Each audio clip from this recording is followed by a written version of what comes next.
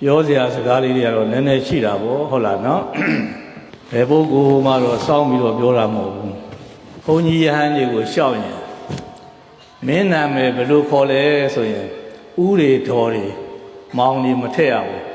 မင်းနာမည်ဘယ်လိုခေါ်လဲတင်မြင့်ပါဗျာတင်မောင်ပါဗျာ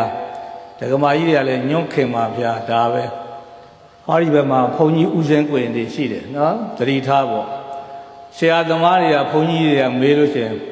ကိုရင်ရဲ့ဘလို့ဘွဲ့ဘလို့ခေါ်လဲသူမနာပါဗျာရှင်သူမနာပါဗျာကိုရင်သူမနာပါဗျာမလုပ်ရဘူး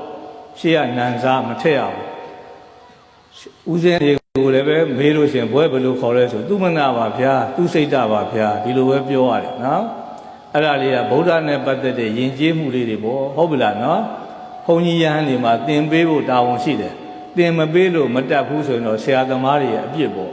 ဆရာသမားတွေကသင်ပေးပါရဲ့တန်းနဲ့မပြောတတ်ဘူးမလုပ်တတ်ဘူးဆိုတော့ကျန်တဲ့ပုဂ္ဂိုလ်ရဲ့အပြစ်ပေါ့ဗျာဟုတ်ပြီလားနော်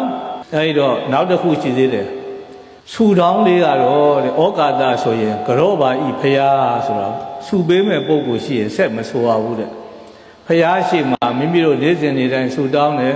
ဖရာရှိခိုးတယ်ဆိုအဲ့ဒီဆူတောင်းလေးကိုထည့်ဆိုအဲ့လိုလည်းပဲနီးတွေရှိတာပေါ့ဒါတွေကတော့စာလည်းမဟုတ်ပါဘူးထေဗျာနော်မိမိတို့ရဲ့ဆရာသမားတွေရဲ့နီးပေါ့ဘာပဲဖြစ်နေနေဆရာသမားတွေရှိရနေတစ်လုံးမှတ်မိနှလုံးမှတ်မိနဲ့အဲ့ဒါလိုစုရတာပေါ့ဗျာကိုသိထားတဲ့အသိဉာဏ်လေးတွေကိုလည်းကိုယ့်ရဲ့မျိုးဆက်တစ်တွေကိုလက်ဆင့်ကမ်းပေးရတယ်ကောင်းမွေကိုဖြန့်ပေးရတာပေါ့ဟုတ်တယ်မလားနော်အမွေဆိုတာ2မျိုးရှိနေတယ်အဲ့ဒါမှတ်ထားအောင်နော်တရားပွဲကမစသေးဘူးနော်ဒီမှာစာဝဲမပြောရသေးဘူးဒါတရားပွဲချီးနေတာရှိသေးတယ်ဟုတ်တယ်မလားနော်အမွေဆိုတာ2မျိုးရှိနေတာအမွေဆိုရင်ယူတဲ့ပုဂ္ဂိုလ်ကလည်းစီးပွားဥစ္စာယာဓုဘုံတင်တွေသွားမြင်တာရရမယ်ပုဂ္ဂိုလ်ကလည်းဟိုပေးရမယ်ပုဂ္ဂိုလ်ကလည်းအဲ့ဒါမှမပေးနိုင်ရင်တို့မှတောင်းမကြေဘူးလို့ထင်နေတာ2မျိုးရှိနေတယ်ယာဓုဘုံတင်စီးတဲ့ဥစ္စာကိုလည်းပေးနိုင်အောင်ကြိုးစားရတယ်နော်ပေးဝေနှီးရင်ဆိုတာအဲ့ဒါကိုပြောတာနော်မိဘကိုတရားထဲမှာနောက်တစ်ခါအတိညာအလိမ္မာအမွေကိုလည်းပေးရတယ်ဗျာစာလိုသုံးတော့စီဝါဥစ္စာအမွေကိုတော့အာမိတဓာယိဇလိမ္မာအတိညာအလိမ္မာတွေကိုတော့ဘာလို့ခေါ်လဲဆိုတော့ဓမ္မဓာယိဇတဲ့မျိုးဗျာ2မျိုးဗျာတချို့မိဘတွေကသားသမီးတွေကိုယာရုကုန်တင်စီစဉ်ဥစ္စာတွေပေးပြီးဆိုရင်တာဝန်ကျေပြီးလို့ထင်နေကြတာပြစ်ထားလိုက်တာပဲဖះเจ้าကံနေနဲ့မနီးဆက်